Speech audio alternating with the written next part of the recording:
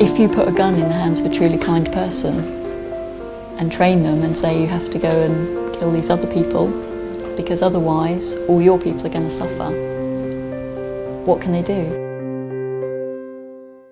I'm Heidi Williamson and I'm here at The Missing Kind, and over the next couple of nights I'm going to be spending time with a group of writers and non-writers and people that are just interested in thinking about and maybe writing about kindness and war.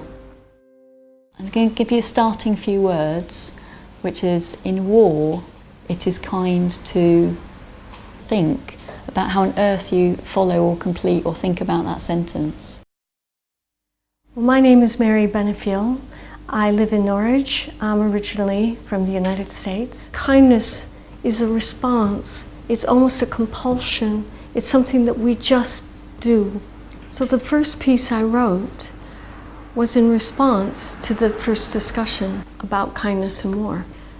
When all else fails, and fails utterly, and no order restores order, and when all meaning of life is about to flee the field, that is the moment to be kind. I'm Katrina Kirkwood and I've just moved to Norwich, and I came to the workshop because I've just written a book about what my grandmother did in World War I. She was a doctor, and part of that book had things about kindness. Heidi got us talking to start with about what kindness was, and the more we talked, the more complicated it seemed. In war, it is kind to lie. The Tommy writes, "He's fine," and asks for jam. The nurse hints that he'll fight again. The Reverend says, "His was a valiant death." The officer reports, "He did not suffer." The mother gasps, "Pa's in a better place." The press declares the battle victory. In wartime, is it kind to lie? The discussions were also incredibly lively and very wide-ranging, and the atmosphere in the group was very trusting and very open, and people were very clear about their opinions, and it was really fascinating to listen to. Kindness is a little word. It happens when you least expect it. It's not something you think is deserved, it's sort of over and above the deserts. You have to be able to see what they need to do the kindness, don't you? It's almost that insight into someone else's need. My name is Kim Russell and I live on the Broads in Dilham. We've been looking at photographs, and I think the photographs are a big springboard for most of us, weren't they, I think? One of the photographs was of some soldiers in a mist of gas with bayonets coming towards the viewer of the picture, and it's called "One Man's Kindness in No Man's Land." Tattered, faceless silhouettes staggered across no man's land, fumbling to attach bayonets, unkind weapons in shaky hands. Wisps of men blundered in thick of gas, back to the comfort of a mud-filled trench. Eyeless heroes in useless masks, smothering in the toxic stench. One innocent soldier wandering wide, heading for trenches on the other side, felt the tentative touch of a decent hand guide him through the horror of no man's land.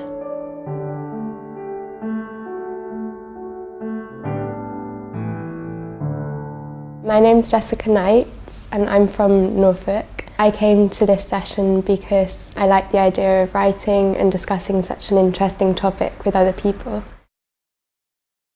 So one of the pieces I was really pleased with was in reaction to a photograph, and I was really drawn to the photo because it was of a young girl that was of a similar age to me. And this is what I wrote. "I don't think much when I'm painting. The sheets of metal are as vast as oceans. That is what I enjoy about my job, that I can lose myself in the colours and shapes and forget the worry, the fear, the death and destruction for a little while. The other women say they don't experience this, emptiness. They can't forget their children hungry at home, their husbands at the front, and dwell on their dark thoughts. Sometimes I feel guilty for feeling this lightness, and for being glad that painting planes has put off the need for me to take on these women's duties for a little while. The funny thing is, because I'm the youngest, the others are always fussing around me, giving me small comforts. Last week, Mary snuck me an apple from her garden, and Beryl gave me some earrings that had belonged to her daughter who died in an air raid. They can't stop caring. I gave the apple to my sister, but wear the earrings in remembrance. My name's Sue Sofroniou and I live in Norwich. One of the reasons I came to the group was because of my uncle Bob, who died in the Second World War, and it just linked with the theme completely. He wrote in my mother's autograph book, "Be kind to everyone you come across and you will find you will be without a loss." And so it was perfect, and I wanted in a way to commemorate my uncle. And these are some extracts of what I wrote. So, War and Kindness, a commemoration of my Uncle Bob. Bob was part of the vital and hazardous task force ferrying shipments of food, medical equipment, oil and ammunitions across the Atlantic. On the 2nd of December 1943, multiple squadrons of German bombers conducted an air assault on the harbour in Bari, Italy. 28 Allied ships were sunk in the raid. The Canadian-owned SS Fort Athabasca steamship was hit and the order was given to abandon ship. A telegram was received on the 31st of December 1943. Deeply regret to inform you that your son, Robert Rowland Harvey, acting able seaman DJX 392733, has been reported missing on war service. Letter follows. So, apart from a handful of airgraphs to dear old Bob and some from a loving son and brother, what's left of the life of a 20-year-old boy? We have records of Bob's unpaid wages, post-war credit, war gratuity and naval prize money, totalling £62, 2 shillings and 13 pence. We have a Home Guard certificate. When our country was in mortal danger, Robert Rowland Harvey gave generously of his time and powers to make himself ready for her defence by force of arms and with his life if need be. We have a certificate from Buckingham Palace. The Queen and I offer you our heartfelt sympathy in your great sorrow. We pray that your country's gratitude for a life so nobly given in its service may bring you some measure of consolation. George, R.I. We have the story of how a dying comrade requested that acting able seaman Robert Harvey be allowed to sit with him in his final hours. We have his name carved and remembered with honour and commemorated in perpetuity on the Naval Memorial in Plymouth. We have a wodge of legal correspondence sent with the reminder, War Economy, reuse envelopes. We have medals handed down to his nephew. We have a photograph of a fresh-faced sailor.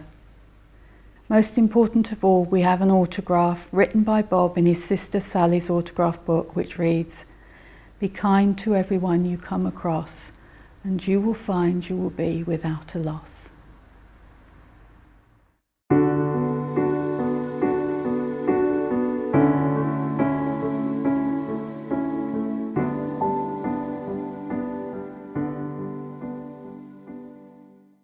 I became very interested in this box. This one's from the First World War. It says on the front, Christmas 1914, and it's currently in my son's bedroom, just sort of on his shelves with all of his different toys. And it used to be in my granddad's house, so I've got very fond memories of my granddad. And it's actually called a Princess Mary gift fund box.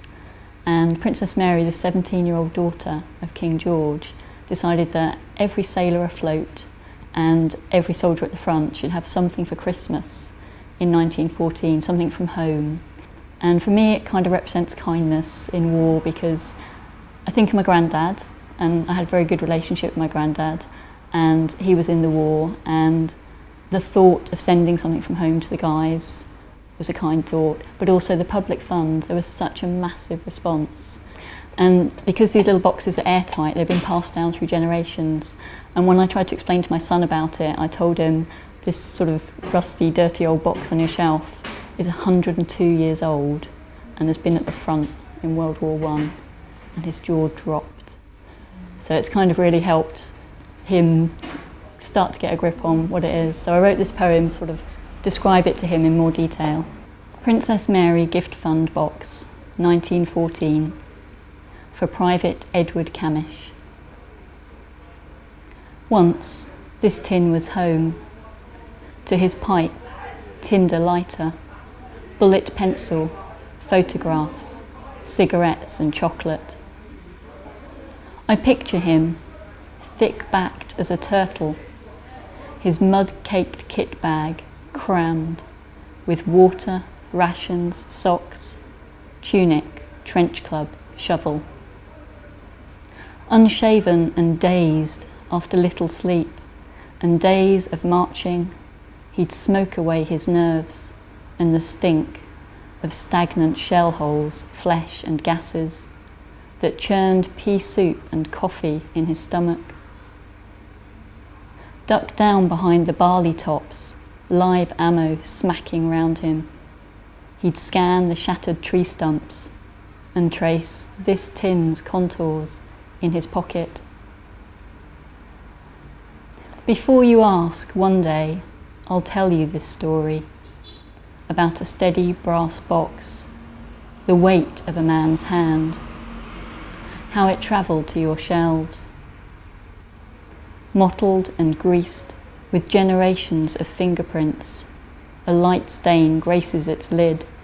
I'll tell you about the man who warmed its casing, how he was never one to fuss, despite his battles. For now, his tin rests by your Batman walkie-talkies, penguin clock, spy watch, and scatterings of Lego.